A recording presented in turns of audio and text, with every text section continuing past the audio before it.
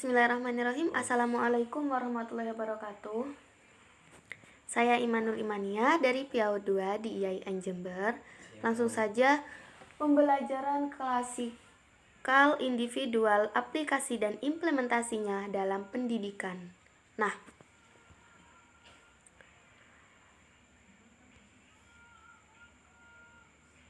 dalam pembelajaran klasikal, yaitu kegiatan penyampaian pembelajaran kepada sejumlah siswa yang biasanya dilakukan oleh pengajar.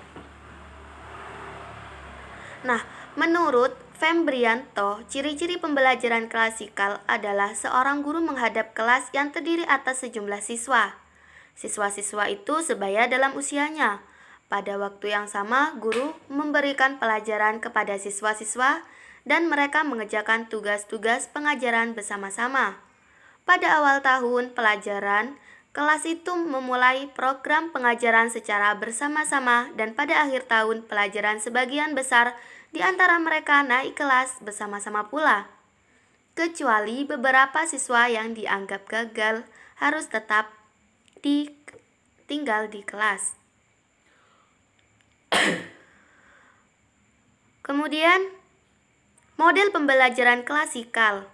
Model pembelajaran klasikal yaitu pola pembelajaran di mana dalam waktu yang sama kegiatan dilakukan oleh seluruh anak sama dalam satu kelas.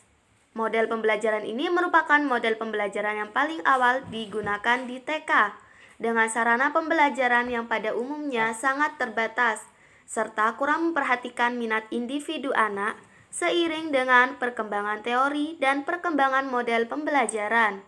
Model ini sudah banyak ditinggalkan. Model pembelajaran ini sudah sangat lama digunakan, tetapi model ini masih sangat efektif digunakan untuk proses pembelajaran anak usia dini. Walaupun model pembelajaran ini anak-anak tidak aktif dan hanya berpusat pada pendidik, tetapi dengan sering diterapkannya, di awal pertemuan anak-anak akan mengingat dengan sendirinya, seperti mengajarkan doa. Nah, di awal pertemuan anak-anak masih sangat bersemangat untuk belajar. Dengan demikian, model pembelajaran masih sangat efektif untuk digunakan di PAUD. Tapi seseorang pendidik harus banyak memberikan pengalaman dan motivasi agar anak efektif dalam proses pembelajaran. Kemudian,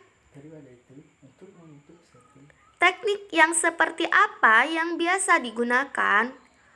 Teknik yang biasa digunakan dalam pembelajaran klasikal dapat diartikan sebagai cara yang dilakukan seseorang dalam mengimplementasikan suatu metode secara spesifik. Dengan menggunakan metode ceramah dan tanya jawab dengan teknik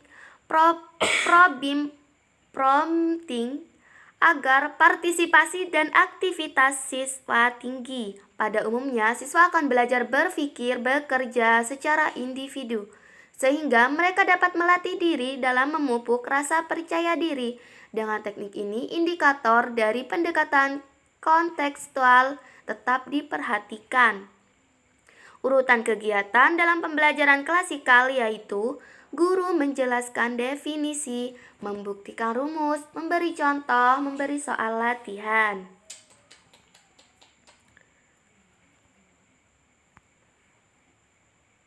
Kemudian, metode yang biasa digunakan dalam pembelajaran klasikal yaitu ada dua metode. Yang pertama, metode ceramah. Nah, metode ceramah adalah metode penyampaian bahwa pelajaran secara lisan. Metode ini banyak dipilih guru karena mudah dilaksanakan dan tidak membutuhkan alat bantu khusus, serta tidak perlu merancang kegiatan siswa.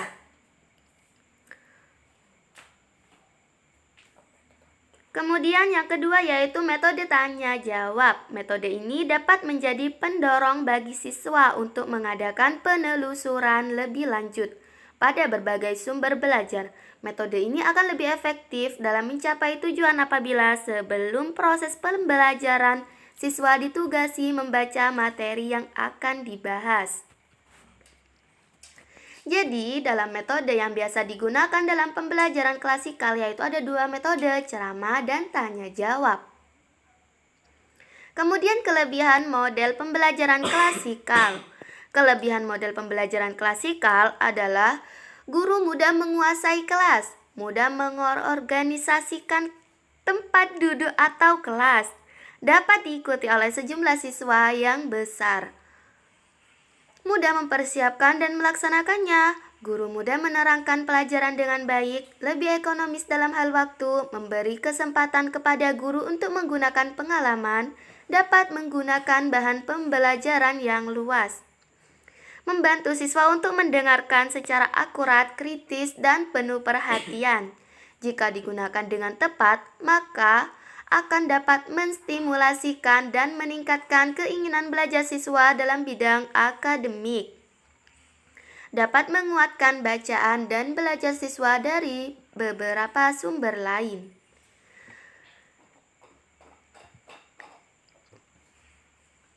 Kekurangan model pembelajaran klasikal.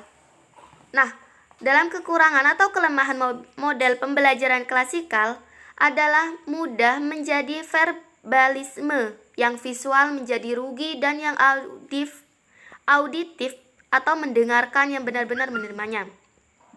Bila selalu digunakan dan terlalu digunakan, dapat membuat bosan. Keberhasilan metode ini sangat bergantung pada siapa yang menggunakannya dan cenderung membuat siswa pasif.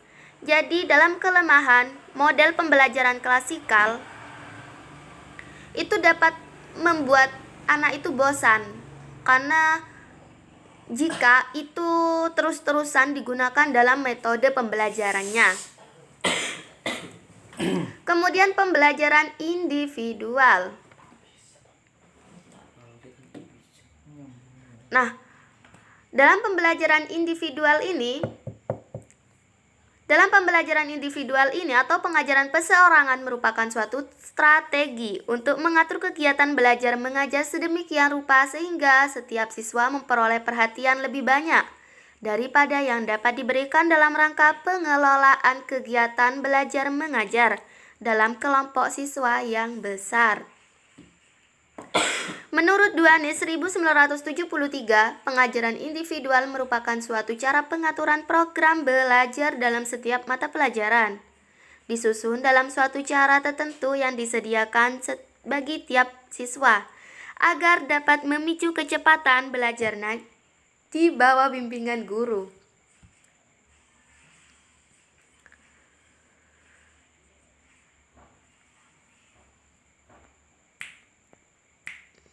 Kemudian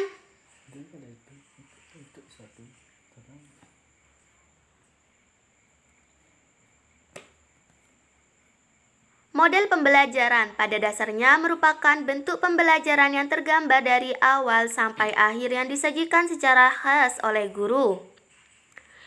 Dengan kata lain, model pembelajaran merupakan bungkus atau bingkai dari penerapan suatu pendekatan, metode, dan teknik pembelajaran 4 kelompok model pembelajaran, yaitu yang pertama, model interaksi sosial, yang kedua, model pengelolaan informasi, yang ketiga, model personal, yang keempat, model modifikasi tingkah laku. Yang pertama yaitu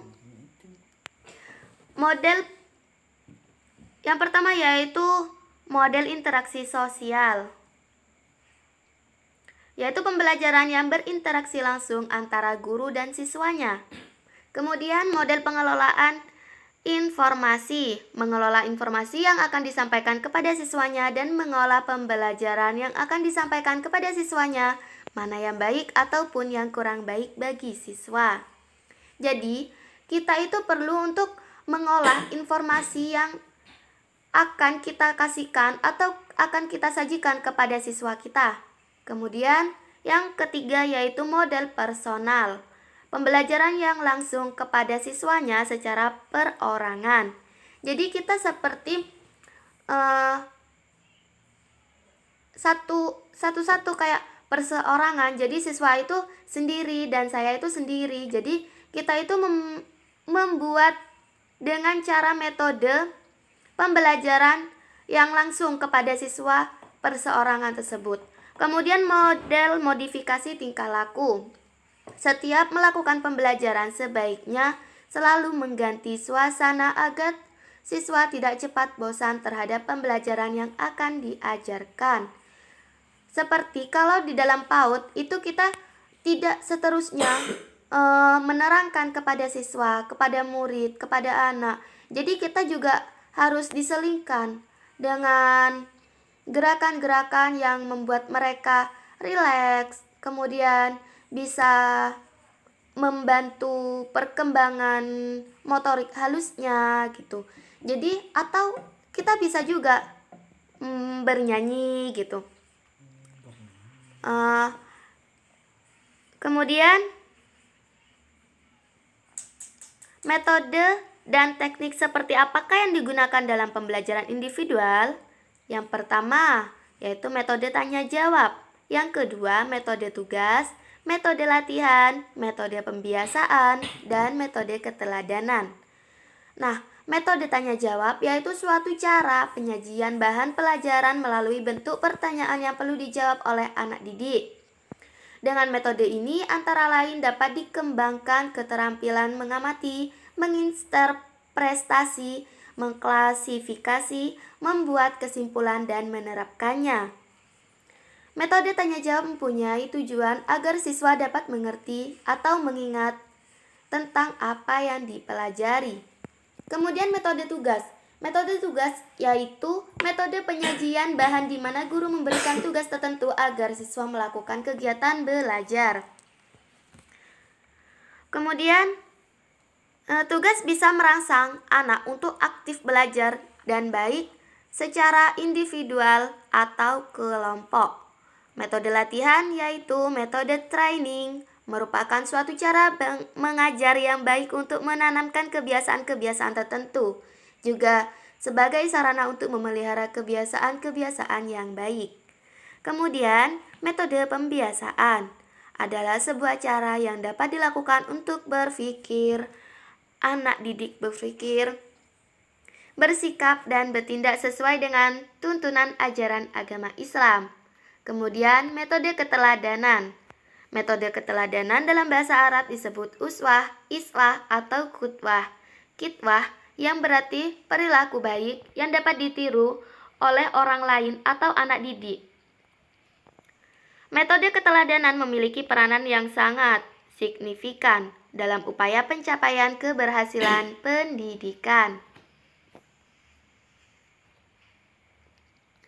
Kemudian kelebihan pembelajaran individual yaitu pelajaran tidak dibatasi waktu, siswa dapat belajar secara tuntas, perbedaan-perbedaan yang banyak di antara para peserta dipertimbangkan. Para peserta didik dapat bekerja sesuai dengan tahapan mereka dengan waktu yang dapat mereka sesuaikan. Gaya-gaya pembelajaran yang berbeda dapat diakomodasi. Hemat untuk peserta dalam jumlah besar. Para peserta didik dapat lebih terkontrol mengenai bagaimana dan apa yang mereka pelajari, merupakan proses belajar yang bersifat aktif, bukan pasif.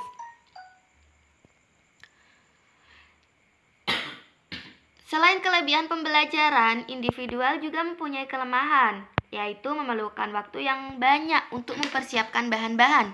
Motivasi peserta mungkin sulit dipertahankan, peran instruksi perlu berubah. Keberhasilan tujuan pembelajaran kurang tercapai karena tidak ada tempat untuk siswa bertanya. Karena dalam pembelajaran individual ini kita lakukan dalam perseorangan atau sendiri-sendiri.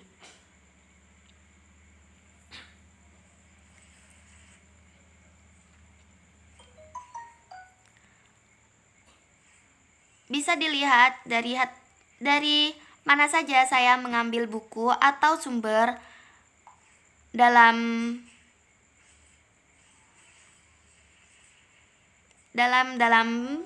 materi yang sudah saya jelaskan tadi.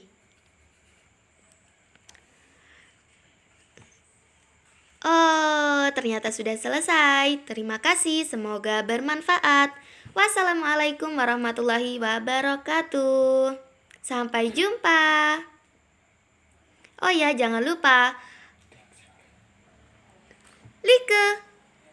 Crack and Comeng.